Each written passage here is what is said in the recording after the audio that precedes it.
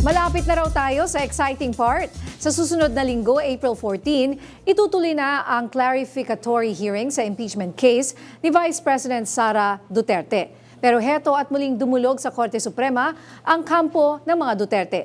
Pag-usapan natin yan kasama ang political analyst at isa sa 4 alas. Oo, isa sa alas, sa 4 alas. Tama ba ako? Ayan, naguluhan tuloy ako, Sir Ronald Llamas. Magandang hapon and welcome back sa Arangkada Balita. Magandang hapon, Ninja, Jack. No, okay lang sa akin matawag na alas. Traffic ba, sir? Long time no see. Okay. Sir, heto at lumapit na naman sa Korte Suprema ang kampo ng Vice Presidente. Maraming nagsasabi na hindi naman daw sila nagulat sa ginawang ito ng Vice. Kayo po ba? Ganon din ba? Yes, hindi naman nakakagulat dahil yung mga banat niya dun sa Justice Committee before, parang sineset niya yung predicate para magsampa ng kaso sa Supreme Court. Nauna na nga yung kanyang mga kaalyado, yung abogado ni Kibuloy, na nag-file sa Supreme Court at hindi malayo na siya naman ay sumunod. Pero kahit hindi nakakagulat, medyo laughable eh.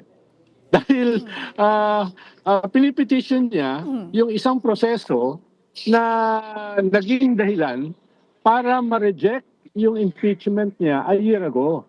Ibig sabihin, kaya nagkaroon ng ganyang proseso dahil hiningi niya sa Supreme Court a year ago na gusto niya magkaroon ng kanyang due process. At binigyan siya ng due process, batay na rin sa desisyon ng Supreme Court, na pakinggan yung kanyang sagot doon sa mga articles of impeachment.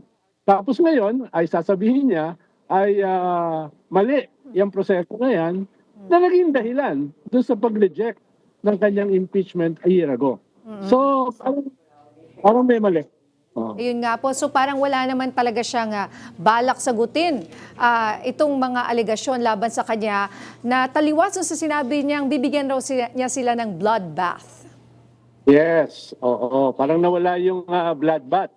Parang yung bat na lang ang naiwan. No? Sana mabango.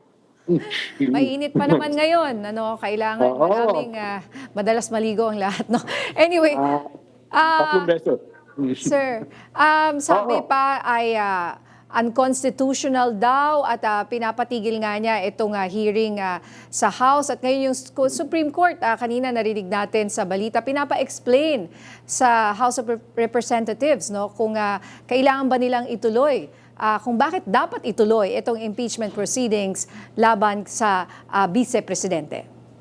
Well, due process naman yan dahil nagsampa sa Supreme Court, so kailangan kunin yung opinion ng House tungkol dyan sa issue na yan. Pero, siyempre, maaasar yung House na kaya nga nila ginagawa yung proseso na yan dahil hiningi yan ng Supreme Court. No? Dahil nga decision a year ago.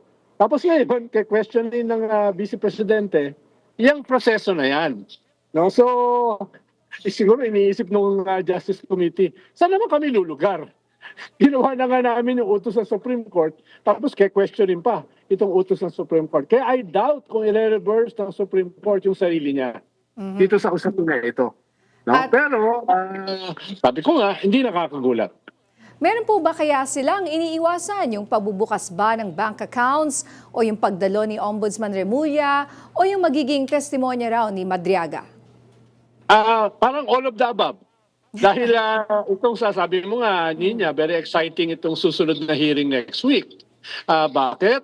Dahil harap na si Madriaga at haharap din si Ombudsman Boying Remulla. Dala-dala niya yung salin ni Vice President Sara Duterte. At itong dala-dala ni Boying Remulla, na Ombudsman Boying Remulla, ay basically setting the template dun sa possibility na buksan yung kanyang bank accounts. Dahil para ma-check yung salin, kailangan mong buksan yung kanyang bank accounts. Totoo ba yung kanyang salin o hindi? Kaya tingin ko ay papunta doon. Kaya todo yung iwas ni Vice President Sara Duterte. Dahil nakikita na niya yung writing on the wall eh. Itong pagharap ni Ombudsman Boying Remulla, dala ang kanyang salin. Itong pagharap ni Madriaga ay parang kanyan preparation para dun sa main blow, which is yung kanyang bank accounts na isasubpoena na yan most probably next week. So kahit dyan sa Kongreso or sa House of Representatives ay pwede hong mabuksan ang kanyang bank accounts. I think so dahil nakalagay naman kasi na sa purposes ng SALN, pwede yung buksan ng at the very least ng ombudsman. Ikalawa, nakalagay din na in the service of the impeachment process, pwedeng i-suspend yung bank secrecy laws. At itong ginagawa ng Justice Committee ay malinaw naman bahagi ng impeachment. Hindi lang naman sa Senate nangyayari yung impeachment eh. Yung botohan for impeachment mangyayari sa House. Yung trial ay mangyayari sa Senado. Pero lahat siya ay bahagi ng isang proseso na ang tawag natin ay impeachment process. So, tingin ko malinaw na pwedeng buksan ng Justice Committee, pabuksan. At pwede rin pabuksan ng Ombudsman. Dalawa yung pwede. Yun nga po ang talagang exciting kapag makikita mo yan, ano? Kahit sinong tao, ayaw nila ipakita ang kanilang bank account kahit wala tinatago. Ano? Anyway, bakit po kaya marami sa kampo ni VP Sara ang gusto na idiretso na raw sa Senado ang impeachment case? Well, dahil nga sa Senado kasi ay kailangan magbotohan para pabuksan yung kanyang bank account. At siguro ang pakiramdam niya ay mas marami siyang tsansa na mapigilan yan sa Senado. No? Dahil medyo manipis yung majority ron. At doon sa majority, hindi naman lahat doon automatically ay critical sa kanya. Sa Justice Committee ay yung botohan, nakita naman niya, isa lang ang bumoto sa kanya. Si Congressman Imagination Suntay. No? Yun lang, nag-iisa lang. No? Kaya mahigit 50 yung bumoto na sufficient in form and substance yung articles of impeachment laban sa kanya. Kaya talagang lubusan siyang ninenervyos dahil maaprubahan itong usapin ng bank accounts, yung pagtestigo ni Madriaga, etc. Kumpara sa Senado. Kaya nakakatawa na kine-question niya ngayon itong hearing sa Justice Committee na ang pinanggalingan yung final niyang petition a year ago sa Supreme Court. Alright. Maraming salamat, Sir Ronald Llama. See you again next week. Abangan natin yung mangyayari sa Kongreso. Salamat po.